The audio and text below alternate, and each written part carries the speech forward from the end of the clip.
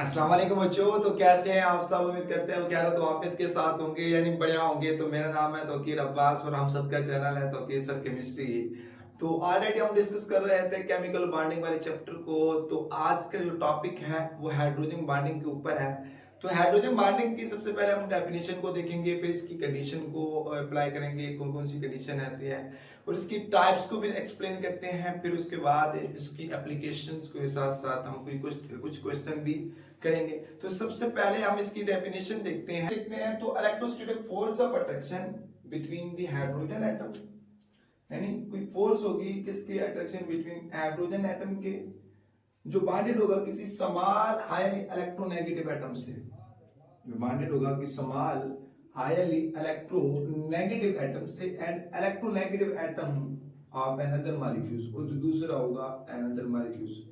इसकी डेफिनेशन ये भी हम लिख सकते हैं। इसकी second definition, the hydrogen bonding is shown by hydrogen bonding shown by those covalent compound in which hydrogen atom is directly attached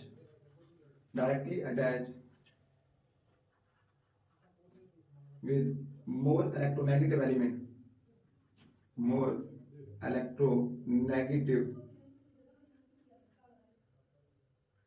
elements, जो एलिमेंट्स होंगे लाइक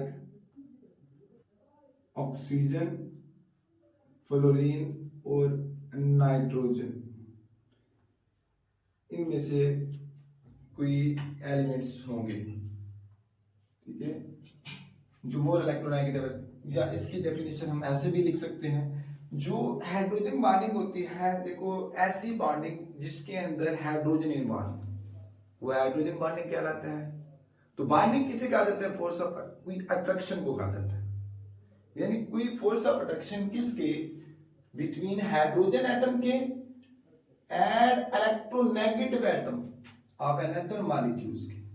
ऐसी बॉन्डिंग क्या कहलाती है? Hydrogen bonding. यानी हाइड्रोजन बॉन्डिंग वो होगी जहां पर कोई हाइड्रोजन एटम, जहां पर कोई hydrogen atom already covalent bond बना चुका हो, ऑलरेडी कोवेलेंट बॉन्ड, जहां पर जो एक्स होगा, जहां पर एक्स कोई हो सकता है, फ्लोरीन हो, ऑक्सीजन हो या नाइट्रोजन हो, उसके साथ ऑलरेडी कोवेलेंट बॉन्ड बना चुका हूं। और फिर जो अनदर दूसरी साइड से जो इलेक्ट्रोनेगेटिव एलिमेंट होगा वो किसके जरिए होगा? हाइड्रोजन बॉन्डिंग के जरिए होगा। यहां पर भी कोई एटम होगा, लेट कर लेते हैं कोई ए है, यहां पर कोई मोर इलेक्ट्रोनेगेटिव एलिमेंट होगा। क्या होगा? मोर इलेक्ट्रोनेगेटिव एटम होगा, और ये भी इलेक्ट्रोनेगेटिव है, ये एक्स ग्रुप, इनमें से कोई हो सकता है। यहां पर भी ए पर कोई हो सकता है, ऑक्सीजन हो, नाइट्रोजन हो, फ्लोरीन हो, यहां पर भी। तो ये क्या होता है? हाइड्रोजन बॉन्डिंग ऐसी बॉन्डिंग जहां पर हाइड्रोजन एक ऑलरेडी पहले कोवेलेंट बॉन्ड बना चुका हो, तो दूसरे एटम के साथ क्या बनाएगा? बॉन्डिंग करेगा। वो कौन सी होगी? हाइड्रोजन बॉन्डिंग होगी। क्या होगी? Hydrogen bonding. और इस वजह से जो हाइड्रोजन बॉन्ड है, हाइड्रोजन एटम होता है, ये जो हाइड्रोजन, इस पर क्या होता है? पार्शियली नेगेटिव चार्ज होता है, मोर इलेक्ट्रोनेगेटिव होता है। तो इस पर इलेक्ट्रोनेगेटिव डिफरेंस की वजह से पार्शियल पॉजिटिव चार्ज होता है, और इस पर भी क्या होगा? पार्शियल नेगेटिव चार्ज होगा।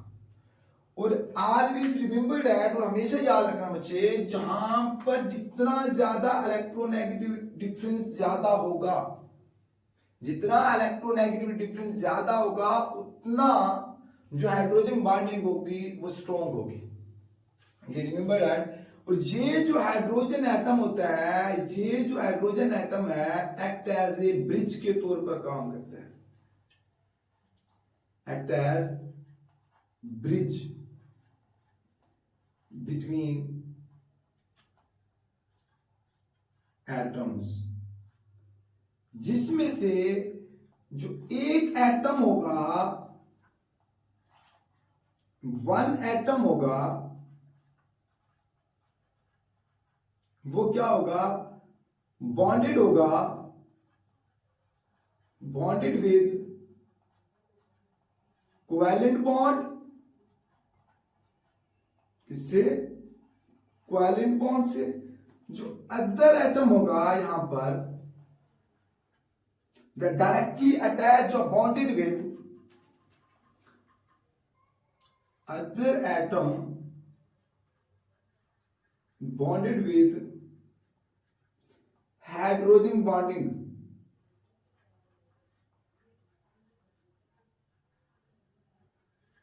किससे होगा? हाइड्रोजन बॉन्डिंग से।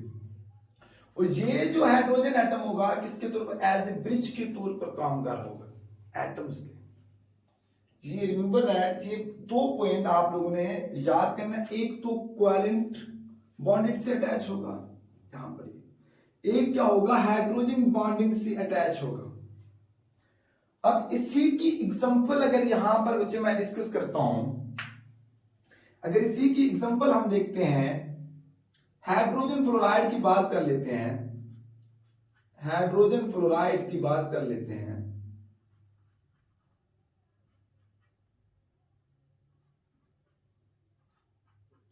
अब देखो हाइड्रोजन फ्लोराइड को देखते हैं, यहां पर जो होगा इसका स्ट्रक्चर जो, तो यहां पर देखिए क्या है, जो हाइड्रोजन एटम है ये ब्रिज के तौर पर काम कर रहा है। जो किससे बॉन्डेड है? एक कोवैलेंट बॉन्ड से, कौन सा? कोवैलेंट बॉन्ड, और दूसरा हाइड्रोजन बॉन्डिंग से। तो that is way hydrogen atom act as a bridge between the atoms. तो और भी एग्जांपल ले सकते हो, जरूरी नहीं है कि आप आगे भी इसके मैं एक्सप्लेन करूंगा कि जो क्वेश्चन हमारे पास होंगे उसी को देखेंगे। जो हाइड्रोजन एटम होता है वो किस तरह एक्ट एज कर रहा होता है ब्रिज बिटवीन द एटम्स। तो सबसे पहले उसके नेसेसरी कंडीशन देखते हैं for the formation of hydrogen atom. कौन सी कंडीशंस अप्लाई करते हैं? जो नेसेसरी कंडीशंस होती हैं for formation of hydrogen bonding. Number 1 पर आता है कि जो हाइड्रोजन हो मस्ट कोवैलेंटली बॉन्डेड हो। नंबर 1 पर कि हाइड्रोजन जो हो वो मस्ट, हाइड्रोजन एटम हो कोवैलेंटली बॉन्डेड हो, किससे? अटैच हो या बॉन्डेड हो हाईली इलेक्ट्रोनेगेटिव एटम। कोई हाईली इलेक्ट्रोनेगेटिव एटम हो सकता है, इसमें से कोई फ्लोरीन हो सकता है, ऑक्सीजन हो सकता है, उसके बाद नाइट्रोजन। अब इसी की अगर सबसे ज्यादा हम इलेक्ट्रोनेगेटिव वैल्यू देखें, सबसे ज्यादा फ्लोरीन की होती है, तो नियर अबाउट 4 के ही इक्वल होती है। और ऑक्सीजन की अगर देखते हैं 3.5 होती है, और नाइट्रोजन की देखते हैं 3 भी होती है, बाद उसके अंदर 3.2 भी होती है। तो सेकंड पॉइंट ये है कि other electronegative atom should have lone pair, कि जो दूसरा इलेक्ट्रोनेगेटिव एटम हो उसके ऊपर लोन पेयर हो, जैसे कि ऑक्सीजन होता है, जैसे कि फ्लोरीन है, जहां पर जो दूसरा होगा इसके ऊपर लोन पेयर होगा।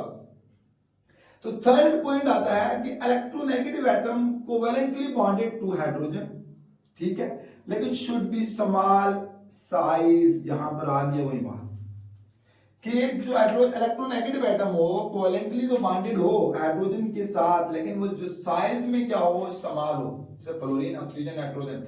जो क्लोरीन होता है लेकिन बहुत कम केसेस के अंदर ही, तो मेजॉरिटी क्लोरीन नहीं, क्योंकि बिग साइज है इसका। तो इसकी स्ट्रेंथ ऑफ, उसके बाद हमारे पास आता है स्ट्रेंथ ऑफ हाइड्रोजन बॉन्ड की बात करते हैं।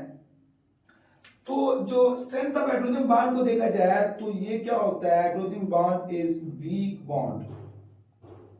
क्या होता है? वीक बॉन्ड होता है, विच इज जो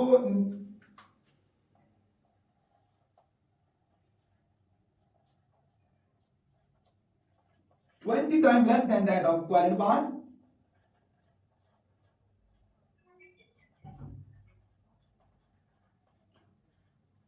that of covalent bond, but stronger than van der Waal force. जो वंडरवॉल फोर्स से क्या होता है, 20 टाइम होता है लेस कोवेलेंट से, लेकिन स्ट्रॉन्गर होता है वंडरवॉल फोर्सेस से। तो अगर हम इसकी स्ट्रेंथ ऑफ बॉन्ड देखा जाए ओवरऑल,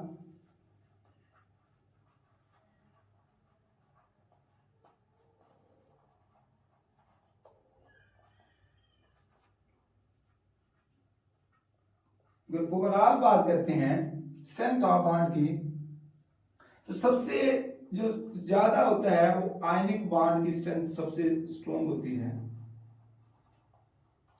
फिर कोवैलेंट बॉन्ड होता है, फिर उससे हाइड्रोजन बॉन्ड होता है, उस सबसे कम होता है van der Waals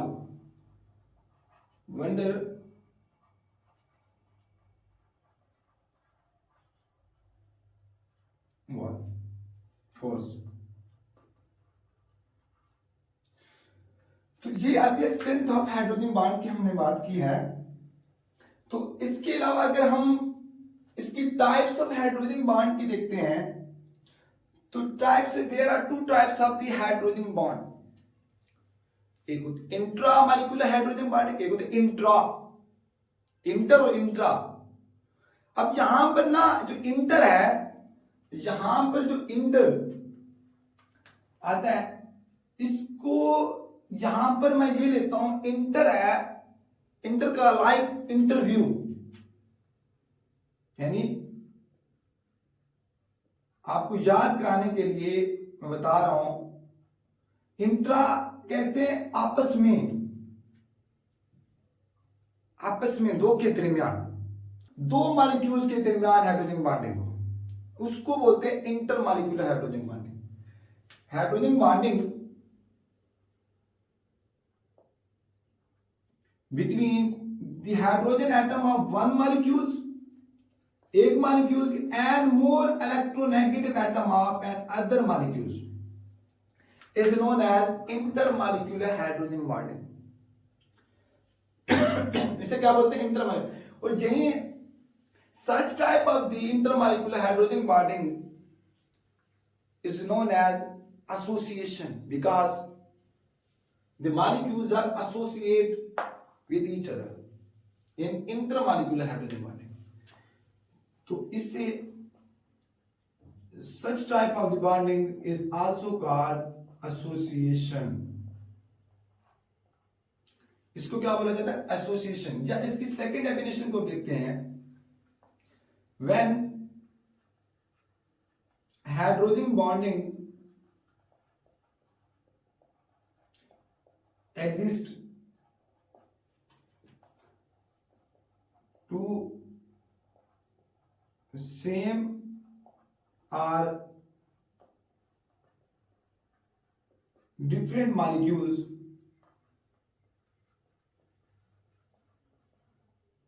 is known as hydrogen bonding, sorry, intermolecular hydrogen bonding is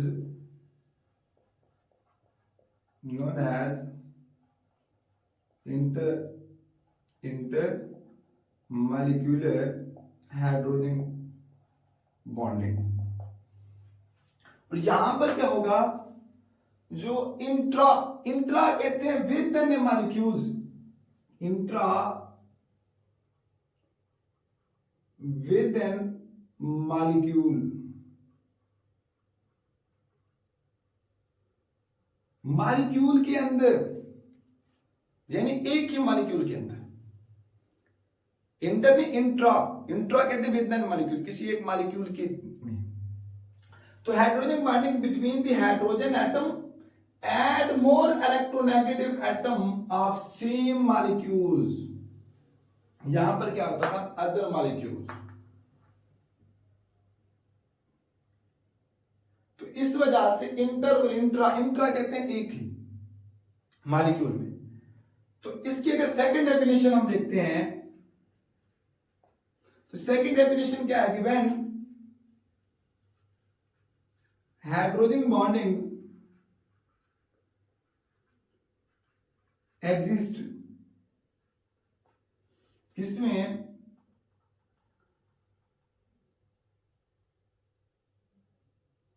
in same molecules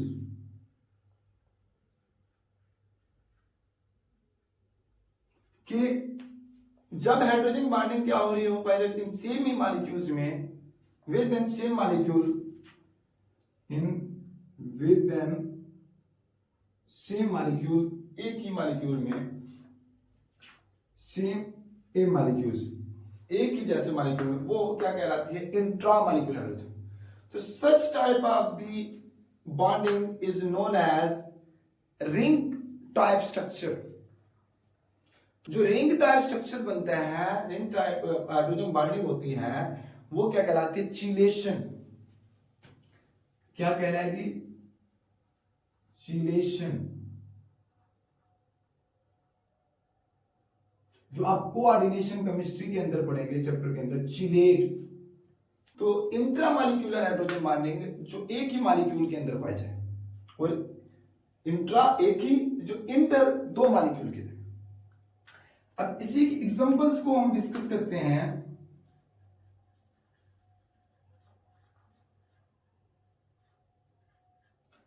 अब हाइड्रोजन बॉन्डिंग इन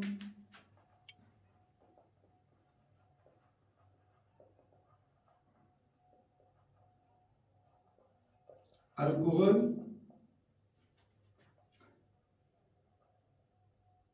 अल्कोहल की देखते हैं और इसी तरह वाटर की देखते हैं अमोनिया की देखते हैं तो अब देखो अल्कोहल की हाइड्रोजन बॉन्डिंग क्या होती है आर ओ एच यहां से भी वाटर का मॉलिक्यूल होगा एच यहां पर कोई क्या होगा दोबारा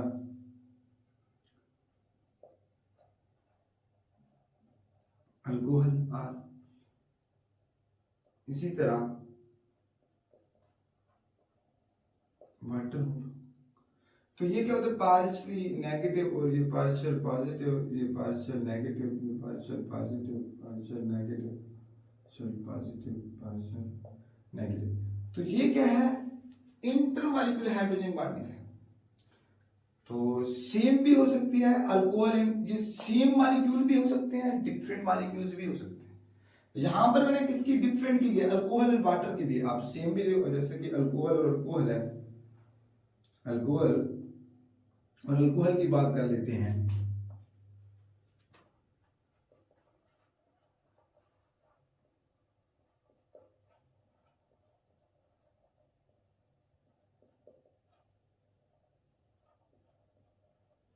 तो ये क्या है सेम मॉलिक्यूल्स के अंदर है अब इसी तरह अमोनिया की भी देखते हैं अमोनिया की सेम मॉलिक्यूल में भी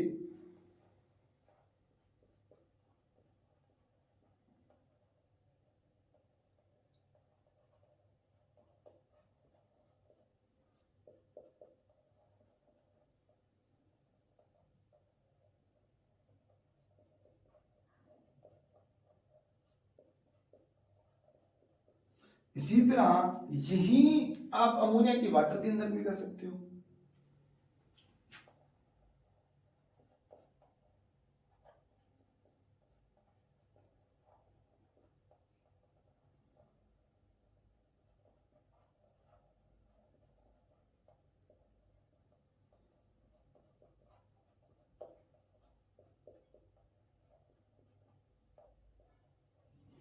ये क्या है इंटरमॉलिक्यूलर हाइड्रोजन बॉन्डिंग है क्या है इंटरमॉलिक्यूलर हाइड्रोजन बॉन्डिंग है अब अगर हम इसकी देखते हैं जो इंट्रा एक ही मॉलिक्यूल में तो इसकी एग्जांपल्स हम देखते हैं इसकी एग्जांपल्स के अंदर आ जाते हैं नंबर 1 आर्थो नाइट्रोफिनोल की बात कर लेते हैं ortho nitrophenol 1 2 ortho nitrophenol benzene phenol group hydroxyl group attach होता है नाइट्रो NO2 होता है अब इसी की हम क्या करें आर्थो नाइट्रोफिनोल इसका हम स्ट्रक्चर इस तरह ड्रॉ कर लें ये नाइट्रोजन है,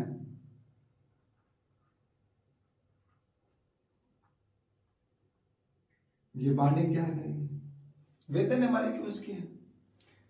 इसको ये रिंग टाइप स्ट्रक्चर होते हैं, रिंग बनती है, इसको इस रिंग को चिलेट कहा जाता है। इस चिलेट का मतलब क्या कहते हैं, चिलेशन कहलाता है। अब इसी का आर्थोनाइट्रोफिनोल के अलावा अगर सेकंड एग्जांपल देखी जाए, आर्थो सैलिसाइल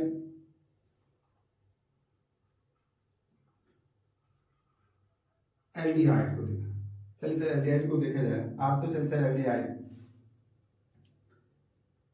तो आर्थो सैलिसाइल एल्डिहाइड क्या होता है,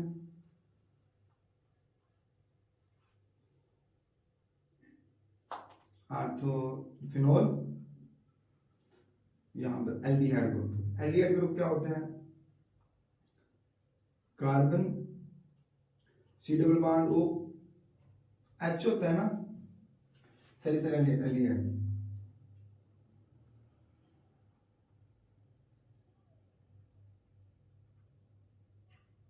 ऐसी बॉन्डिंग क्या कहलाती है, ये चिलेट बनेगा, यानी रिंग बनेगा, तो ऐसे क्या कहते हैं, चिलेशन। अब यही आर्थो सैलिसाइल एल्डिहाइड के बाद अगर थर्ड एग्जांपल देखते हैं, ortho salicylic acid, salicylic acid के देखा जाए,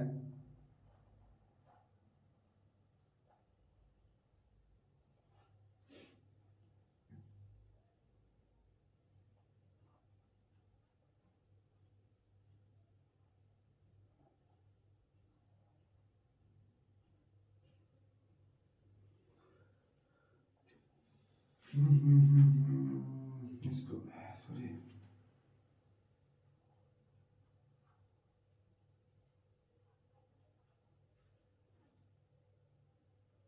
ये क्या बनेगा, रिंग लाइक चिलेट बन जाएगा।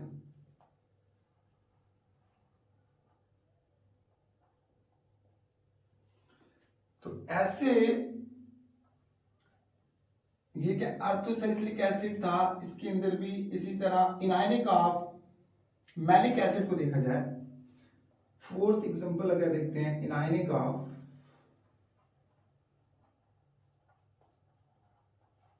मैलिक एसिड, वो भी इंट्रामॉलिक्यूलर हाइड्रोजन बनाते हैं। अब मैलिक एसिड का फार्मूला क्या होता है, सी सी सी डबल।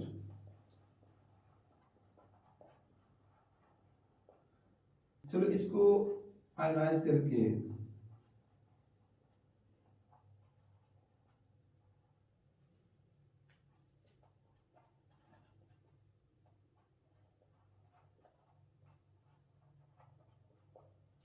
अब इसी का ये स्ट्रक्चर कैसे होगा, इंट्रामॉलिक्यूलर हाइड्रोजन बॉन्डिंग।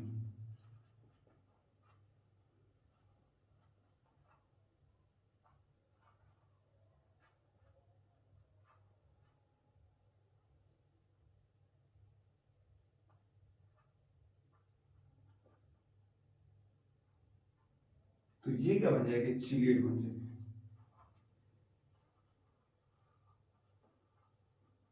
रिंग बन जाएगी। अब यही अगर इसको इंटरमॉलिक्यूलर हाइड्रोजन बॉन्डिंग के अंदर एक हम देखते हैं एग्जांपल से, इसी तरह ये याद रखना, रिमेंबर दैट ये की पॉइंट है, की पॉइंट याद कर लें। इंट्रा और इंटर के लिए जो इंट्रा होगा only ortho position,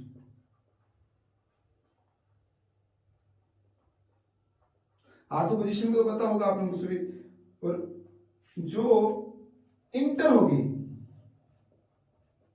inter molecular hydrogen bonding होगी, वो मेटा प्लस पैरा पर,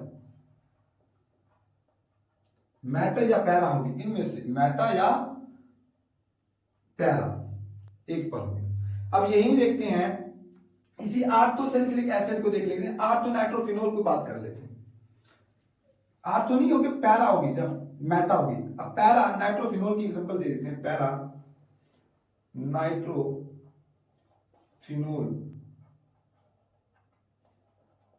पैरा पोजीशन के ऊपर।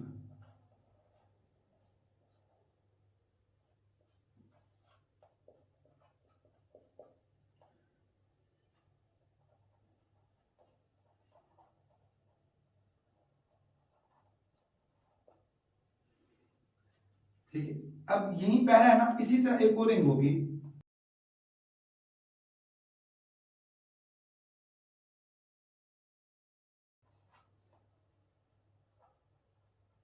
अब ये जो होगी बाइंडिंग होगी यहां पर,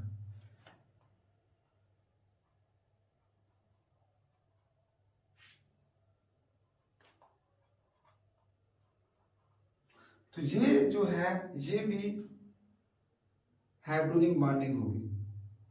क्या होगी? हाइड्रोजन बॉन्डिंग होगी किसके? ये पैरा पोजीशन के ऊपर इंटरमॉलिक्यूलर हाइड्रोजन बॉन्डिंग होगी। कौन सी? इंटरमॉलिक्यूलर। यही देखते हैं ऑर्थोसैलिसिलिक एसिड की, सॉरी पैरा सैलिसिलिक एसिड की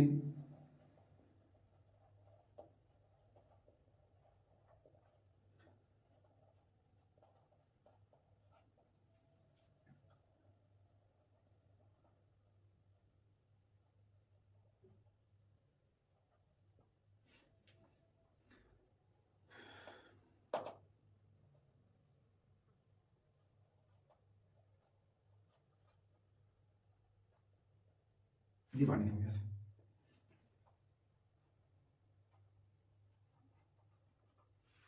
तो ये पैरा भी हो सकती है और मेटा भी, लेकिन इंटरमॉलिक्यूलर हाइड्रोजन बॉन्डिंग। कौन सी होगी बच्चे? Intermolecular hydrogen bonding. अब इससे पहले बच्चे आप इसके एक स्क्रीनशॉट लें, हम फिर इसकी एप्लीकेशंस को डिस्कस करते हैं और इसके क्वेश्चन को भी करते हैं। पहले उसके बाद इससे स्क्रीनशॉट ले लें।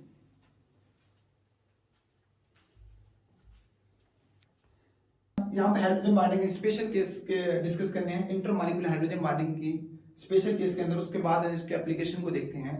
तो इसके अंदर जो स्पेशल केस आ जाती है बाइकार्बन के लिहाज से देखा जाए, कार्बन के लिहाज से कि जो इंडिविजुअल तो नहीं हो सकती, लेकिन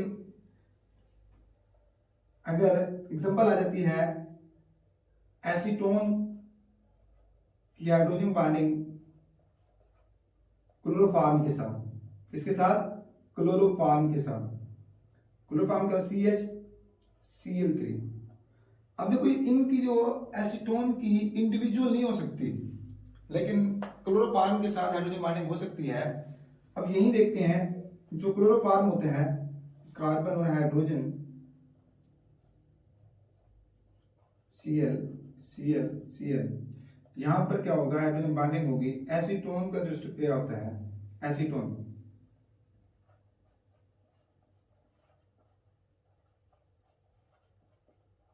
इस तरह बॉन्डिंग हो जाएगी। स्पेशल केस है कार्बन का, तो यहां पर क्या हो रही है? इंटरमॉलिक्यूलर हाइड्रोजन बॉन्डिंग हो रही है। अब इसी की यही एग्जांपल लेते हैं एसीटोन का एसिटालीन, जिसे इथाइन बोला जाता है। एसिटालीन के साथ देखा जाए, एसीटोन ये फर्स्ट थी कार्बन के लिहाज से। सेकंड देखते हैं कार्बन के लिहाज से एसीटोन उनका एस्टालीन के साथ। तो यहां पर देखें एस्टालीन कार्बन और कार्बन के दरमियान ट्रिपल बॉन्ड H, यहां पर क्या होगी? इस फॉर्म के अंदर हाइड्रोजन।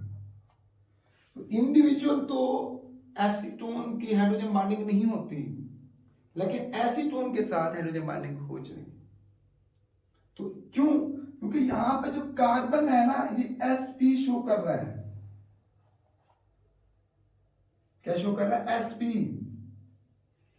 तो इस वजह से यहां पर s कैरेक्टर ज्यादा है, बाकी निस्बत sp2 और sp3 की निस्बत, यहां पर 50% s करेक्टर है इन sp हाइब्रिडाइजेशन, क्योंकि यहां पर sp हाइब्रिडाइजेशन है कार्बन के लिहाज से, तो मुझे ये पॉइंट आउट करना है। तो इस वजह से इंडिविजुअल तो नहीं हो सकती, लेकिन इसके एसीटोन के साथ, एसीटोन के एसिटिलीन के साथ हो जाएगी। अब बाय क्लोरीन के लिहाज से देखा जाए,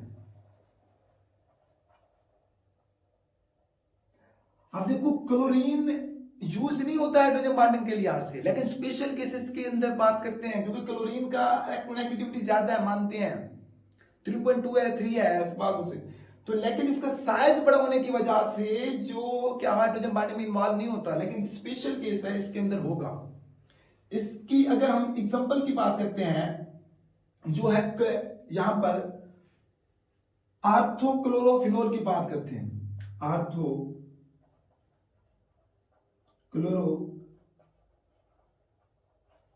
की बात करते हैं, तो क्या होता है आर्थोक्लोरोफिनोल,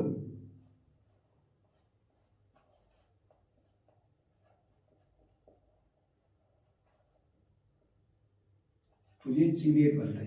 इधर कौन सी हाइड्रोजन इंट्रा होती है, तो हाइड्रोजन बॉन्डिंग तो हो रही है ना, तो ये स्पेशल केस है, चीलेट बनती है। अब यही देखते हैं क्लोरल फॉर्म में, क्लोरल, क्लोरल होता है कि CCl3 CHO फॉर्म को क्लोरल कहा जाता है। जब CCl CHO को एक्वस में डिसॉल्व किया जाता है, डाला जाता है, तो ये जो स्ट्रक्चर बनता है ऐसे बना देता है, CCl CHO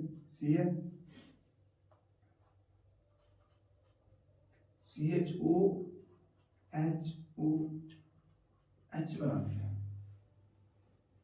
यहां पर CHO, जब एक्वस में डालते वाटर के अंदर डालें तो इस फॉर्म के अंदर ये, लेकिन अनस्टेबल होता है। क्या होता है? अनस्टेबल। अगर इसी स्ट्रक्चर को हम ऐसे करते हैं, इसी का देखें Cl Cl Cl CH,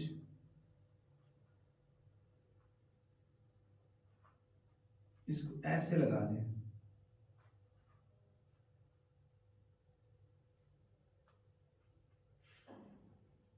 यही स्ट्रक्चर, क्या इनके हाइड्रोजन इंट्रा हो जाएगी और यहां पर 2 चीलेट बनेगी। कितनी बनेगी? 2 बनेगी। तो ये है स्पेशल केस के अंदर, पढ़ी है hydrogen bonding in special case के अंदर। अब इसकी एप्लीकेशन को हम डिस्कस करते हैं, हाइड्रोजन बॉन्डिंग की, उसके बाद शॉर्ट क्वेश्चन, उसके क्वेश्चन एक दो करते हैं। तो अगर देखो प्रॉपर्टीज के लिहाज से देखा जाए तो इंटरमॉलिक्यूलर हाइड्रोजन और इंट्रा, अगर इसकी प्रॉपर्टीज बॉइलिंग पॉइंट देखते हैं, जो इंटरमॉलिक्यूलर हाइड्रोजन बॉन्डिंग होते हैं उसके अंदर जो मॉलिक्यूल क्या होते हैं? एसोसिएट होते हैं। जब मॉलिक्यूल एसोसिएट होते हैं, जिसके अंदर एसोसिएशन होती है, तो एसोसिएशन होंगे, मॉलिक्यूल्स क्या होंगे? कंडेंस होंगे, जिसकी वजह से उनका मॉलिक्यूलर वेट क्या होगा? ज्यादा होगा। तो मॉलिक्यूलर वेट ज्यादा होने की वजह से बॉइलिंग पॉइंट ज्यादा होगा, मेल्टिंग पॉइंट भी ज्यादा होगा।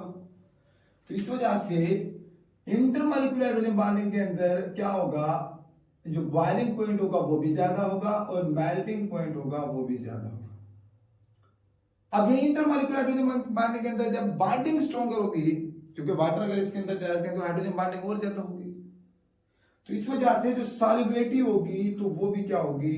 ज्यादा होगी, क्योंकि उसके अंदर भी इंटर हाइड्रोजन बॉन्डिंग इन्वॉल्व होगी। लेकिन वेपर प्रेशर यानी जिसके अंदर वोलेटिलिटी हो, जिसके अंदर वेपर ज्यादा बनते हो, तो वेपर कहां पर ज्यादा बनते हैं? हमने पढ़ा था कि आपको याद हो, vapour pressure is inversely proportional to boiling pressure, boiling point. जब बॉइलिंग पॉइंट ही ज्यादा होंगे तो वेपर प्रेशर क्या होंगे? कम होंगे। तो इधर क्या बॉइलिंग पॉइंट ज्यादा होता है तो वेपर क्या होगा? कम बनेंगे और वोलेटिलिटी क्या होगी, कम होगी। अब यही सिनेरियो इंट्रा का अपोजिट होता है, तो बॉइलिंग पॉइंट क्या होगा इंट्रा में, कम होगा। मेल्टिंग पॉइंट क्या होगा, कम होगा। सॉल्युबिलिटी क्या होगी, कम होगी। वेपर प्रेशर क्या होगा, ज्यादा होगा। तो इससे पहले बच्चे इसका आप एक स्क्रीनशॉट लें, फिर हम कुछ क्वेश्चन करते हैं जो हाइड्रोजन बॉन्डिंग के लिहाज से हैं। तो उससे पहले स्क्रीनशॉट लें।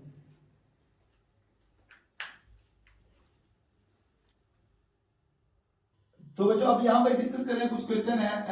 हमारे पास नंबर 1 क्वेश्चन है कि boiling point of ethyl alcohol is greater than किससे, प्रोपेन से और डाइमिथाइल ईथर से। तो इसके नंबर 1 अगर क्वेश्चन का आंसर देखते हैं कि जो है क्यों अल्कोहल का बॉइलिंग पॉइंट ज्यादा होता है प्रोपेन और ईथर डाइमिथाइल ईथर से, क्योंकि due to inter molecular hydrogen bonding, क्योंकि इसमें क्या होगी, इंटरमॉलिक्यूलर हाइड्रोजन बॉन्डिंग होगी, बाकियों में नहीं हो सकती। तो इस वजह से जो इसका बॉइलिंग पॉइंट होता है इथाइल अल्कोहल का C2H5OH का, तो इसका जो बॉइलिंग पॉइंट होता है 78 सेल्सियस होता है। और जबकि इनके अगर बात किया जाए प्रोपेन का, इसका जो बॉइलिंग पॉइंट होता है -45 सेल्सियस होता है। और अगर ईथर की बात करते हैं, इसका तकरीबन 25 सेल्सियस होता है। तो दैट इज वाई इसके अंदर हाइड्रोजन बॉन्डिंग होती है और इसके अंदर हाइड्रोजन बॉन्डिंग होती है, इसके अंदर हाइड्रोजन बॉन्डिंग इन्वॉल्व नहीं होती। तो इस वजह से इनका इंटरमॉलिक्यूलर हाइड्रोजन बॉन्डिंग की वजह से बॉइलिंग पॉइंट क्या होता है, हाई होता है। अब सेकंड क्वेश्चन को हम देखते हैं। सेकंड क्वेश्चन क्या है, why ethyl methyl amine high boiling point than trimethyl amine. बिल्कुल यही है, सेम सिनेरियो, इसकी भी इंटरमॉलिक्यूलर हाइड्रोजन बॉन्डिंग ज्यादा है। क्यों, क्योंकि इथाइल अमाइन को अगर स्ट्रक्चर ड्रॉ करते हैं इथाइल अमाइन का, इथाइल मिथाइल अमाइन का, इथाइल मिथाइल अमाइन का, तो यहां पर देखा जाए तो जी के हाइड्रोजन बॉन्डिंग इन्वॉल्व हो सकती है, तो जिसकी वजह से, और अगर ट्राइमिथाइल अमाइन की बात करते हैं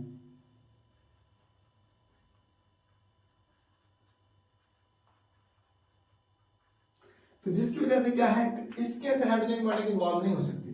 तो स्ट्रक्चर को देखा जाए तो due to intermolecular hydrogen bonding की वजह से ethyl methyl amine have high boiling point than trimethyl amine. ये सेकंड क्वेश्चन कि जो boiling point of D2 is high than the water. अब देखो इसके अंदर भी क्या होती है, इसके अंदर जो D2 और है इसके अंदर भी हाइड्रोजन बॉन्डिंग इन्वॉल्व होती है और वाटर के अंदर भी हाइड्रोजन बॉन्डिंग इन्वॉल्व होती है। लेकिन सबसे ज्यादा जो हाइड्रोजन बॉन्डिंग अच्छी होती है, जिसकी वजह से पोलैरिटी इसके अंदर क्या होती है, ज्यादा होती है D2 के अंदर, जिसकी वजह से क्या होगा कि ये जो हाइड्रोजन बॉन्डिंग होगी इसके अंदर सबसे ज्यादा होगी। इसी वजह से जो बॉइलिंग पॉइंट इसका क्या होगा, ज्यादा होगा। अब यही आया कि fourth point, boiling point of orthosalicylic aldehyde is less than parasalicylic aldehyde. कि जो बॉइलिंग पॉइंट ऑर्थोसैलिसिलिक एल्डिहाइड का क्यों होता है कम। अब देखो ऑर्थोसैलिसिलिक एल्डिहाइड क्या होता है, ऑर्थोसैलिसिलिक एल्डिहाइड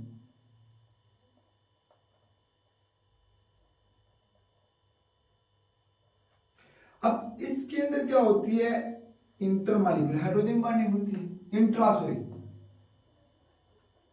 इंट्रा होती है, आर्थो, किसके अंदर ऑर्थोसैलिसिलिक एल्डिहाइड, और पैरा के अंदर देखा जाए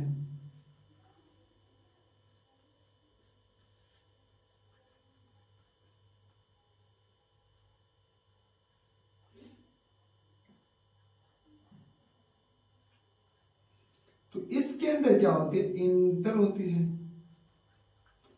तो इंट्रा क्या होती है, स्ट्रॉन्ग इंटरमॉलिक्यूलर हाइड्रोजन बॉन्डिंग होती है और इसके अंदर लेस होती है, तो इसमें चीलेट फॉर्म बनता है। तो इस वजह से इसकी जो बॉन्डिंग होगी ग्रेटर होगी इससे, ठीक है।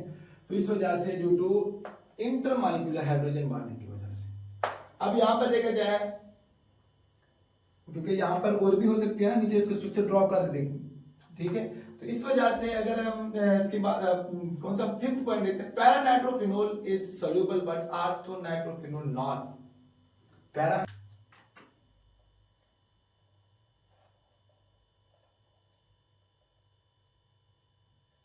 जो बेंजीन है यहां पर नाइट्रो ग्रुप लगा हुआ है, पैरा नाइट्रोफिनोल। अब देखो यहां पर क्या होगा, जो वाटर के अंदर, किसके अंदर, वाटर के अंदर हाइड्रोजन बॉन्डिंग होगी। अब इसी का हाइड्रोजन बॉन्डिंग होगी, ये कौन सा है, पैरा नाइट्रोफिनोल वाटर। क्या आर्थो नाइट्रोफिनोल की अगर बात करते हैं,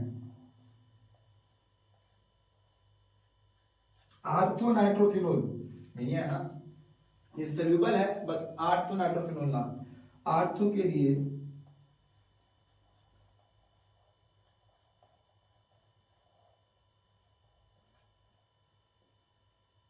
क्या होगी, इंट्रा होगी।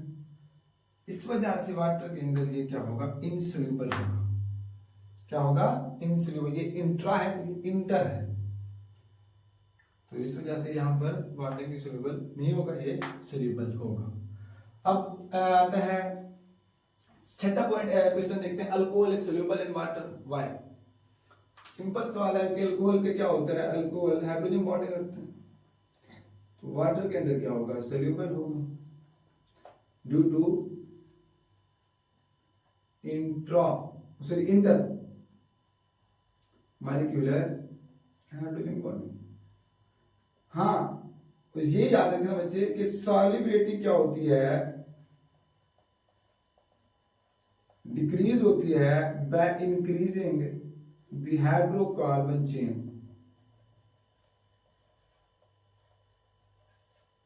हाइड्रोकार्बन चेन की।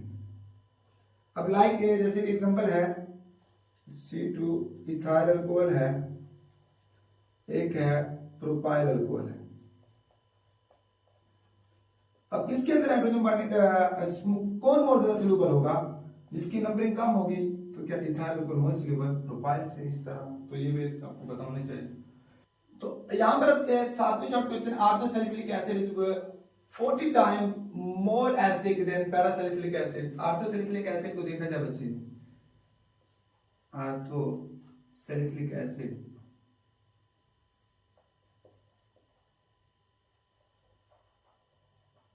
मोर एसिडिक है किससे, पैरासैलिसिलिक। अगर इसकी आयोनाइज कराते हैं इसको, आर्थोसैलिसिलिक एसिड को और पैरा को, तो आर्थोसैलिसिलिक एसिड को आयोनाइज कराने के बाद इसका जो स्ट्रक्चर होगा, यहां पर H प्लस साइन आयोनाइज, तो क्या होगा, यहां पर इंट्रामॉलिक्यूलर हाइड्रोजन बॉन्डिंग हो जाएगी, यानी रिंग टाइप स्ट्रक्चर बनेगा, जिसकी वजह से रिंग टाइप क्या होगा, स्टेबल हो जाएगा। क्या हो जाएगा, स्टेबल हो जाएगा। अब यही अगर हम देखते हैं आर्थो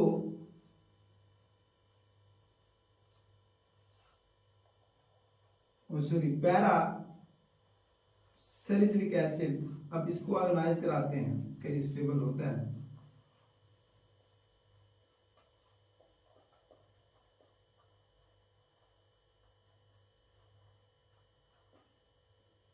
क्या इसकी हाइड्रोजन बॉन्डिंग होगी, नो, इंटरमॉलिक्यूलर हाइड्रोजन बॉन्डिंग में इंट्रामॉलिक्यूलर। इसमें क्या होते है, स्टेबल होगा, किसकी वजह से, due to intramolecular hydrogen bonding. इस वजह से ये क्या होता है, 40 टाइम मोर एसिडिक होता है, किससे, पैरासैलिसिलिक एसिड। अब क्वेश्चन नंबर 8 आता है, कंपेयर द बॉइलिंग पॉइंट और वोलेटिलिटी। ये है दो क्वेश्चन, ए और बी दिया गया है, फर्स्ट ए है और ये बी है। इसके अंदर कंपेयर करना है बॉइलिंग पॉइंट और वोलेटिलिटी। तो अगर ए को देखा जाए ए के अंदर क्या होती है, यहां पर देखिए ये क्या होगा, इसका ए का स्ट्रक्चर यहां पर ड्रॉ कर लेते हैं।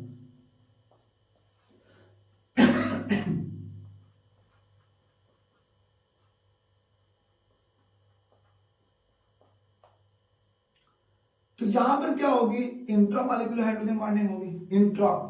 अगर इसके अंदर देखते हैं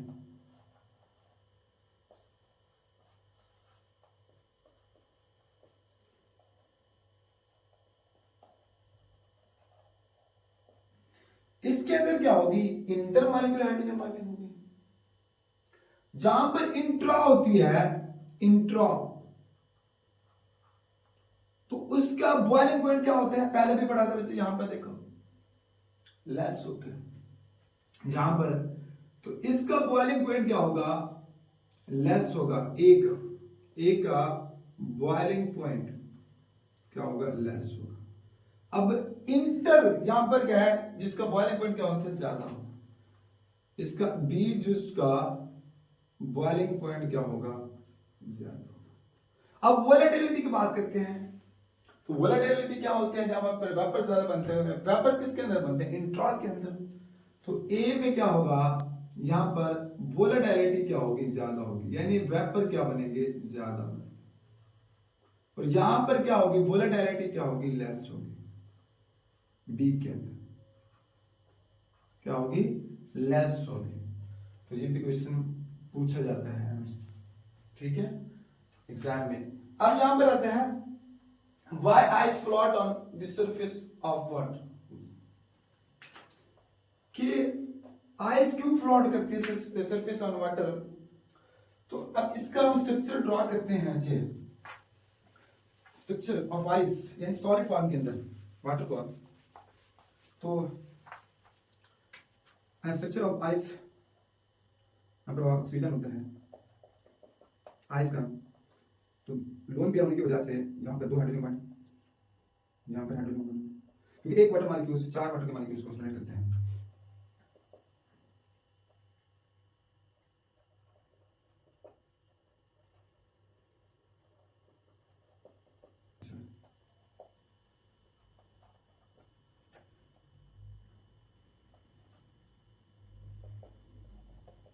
अब यहां पर देखें स्ट्रक्चर ऑफ आइस, तो इसका ये पर क्या होता है, पार्शियली नेगेटिव होते हैं और ये पार्शियल पॉजिटिव चार्ज आपको पता है ऑलरेडी, बाकी में सिनेरियो। अब यहां पर देखिए स्ट्रक्चर ऑफ आइस, ये क्या होता है, एम्प्टी स्पेस होती है इसकी, यानी ये केज लाइक स्ट्रक्चर होते हैं।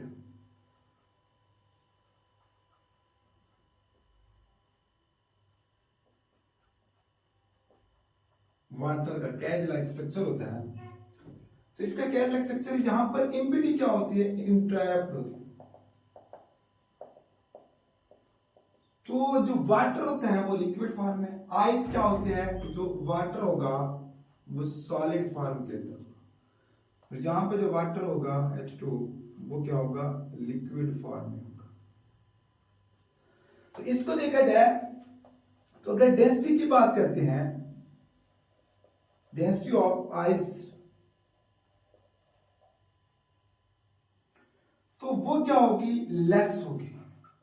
क्यों, due to entrapped between this empty, यहां पर स्पेस क्या होगी, इम्पिटी स्पेस जो वाटर की होती है, नॉर्मल लिक्विड वाटर की निस्बत जो आइस की होती है, सॉरी डेंसिटी, वो 0.917 ग्राम पर सेंटीमीटर क्यूब होती है आइस फॉर्म। अगर डेंसिटी ऑफ वाटर यानी लिक्विड फॉर्म, ये क्या था, वाटर सॉलिड फॉर्म, इसकी डेंसिटी कम होती है, इसकी डेंसिटी क्या होती है, ग्रेटर होती है, करीबन 1.00 ग्राम पर सेंटीमीटर, इसकी 0.1। इसके अंदर क्या होती है, इम्पिटी स्पेस होती है, तकरीबन नियर अबाउट इम्पिटी स्पेस 9% होती है as compare to liquid water. तो that is way the density the ice is float on the water surface.